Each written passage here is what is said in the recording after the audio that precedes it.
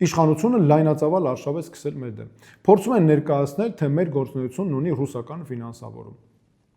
Այս բացարձակ կեղծիքը տարածվում է կոնկրետ սխեմաներով։ Օրինակ,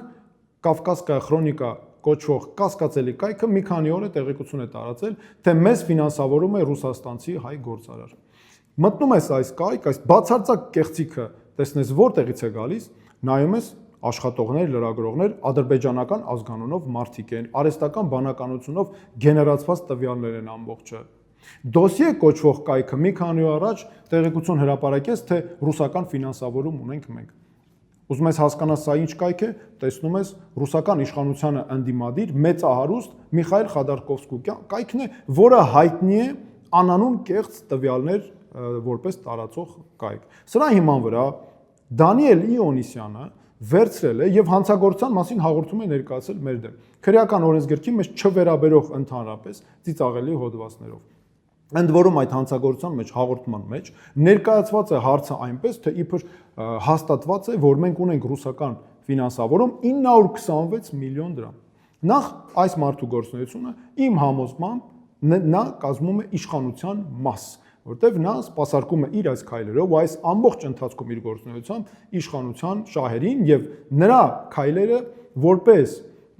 փոխանցում են դիտում իշխանությունը հետապնդումների համար։ Ես ուզում եմ պատասխանատու հայտարարել, որ մեր ֆինանսավորողների ցանկը ամբողջությամբ հենց այս րոպեին պատրաստ եմ հրապարակել։ Եթե ՔՊ-ն ինքը կհրապարակի իր ֆինանսավորողների ցանկը։ Ու հետաքրքիր է Դանիել Իոնիսյանը, մյուսները նույն հետևողականությամբ ինչու չեն ՔՊ-ին պահանջներ ներկայացնում, որ հրապարակեն։ Միլիարդավոր դրամներ են ծախսում։ Կոռուպցիոն, կասկածելի սխեմաներով ամեն միջոցառում միլիոնավոր դրամներ արժի։ Ու այս կազմակերպության գործունեությունը նույնպես օտարերկրյա ֆինանսավորումներ ունի։ Այս սրանք հարցեր են, որ պետք է պարզել։ Այս հանցագործության մասին հաղորդման հիման վրա էր հանրային հեռուստաընկերությունը ռեպորտաժ է պատրաստել, որը էլի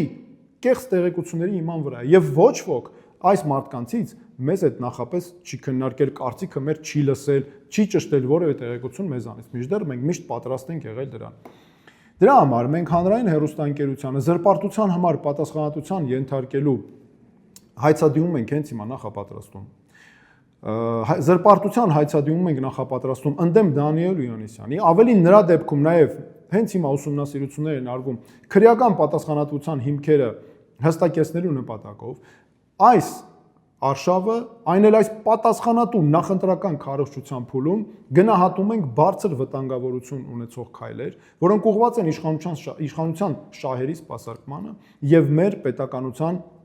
դեմ են ու հատկապես մեր գործունեությանը նպատակ ունեն խաթարել ու վնաս հասցնել։ Իսկ հիմա դիմում եմ մեր ընտրողներին, սիրելի քաղաքացիներ, մենք պետք է ընտրություն անենք հանուն մեր երկրի, մեր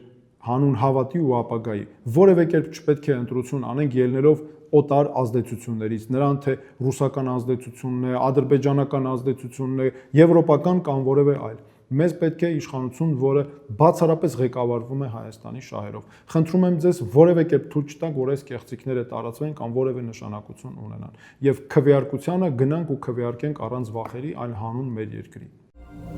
Քվեարկեք միասնության թևերի օգտին։ Քվեաթերթիկ համար 6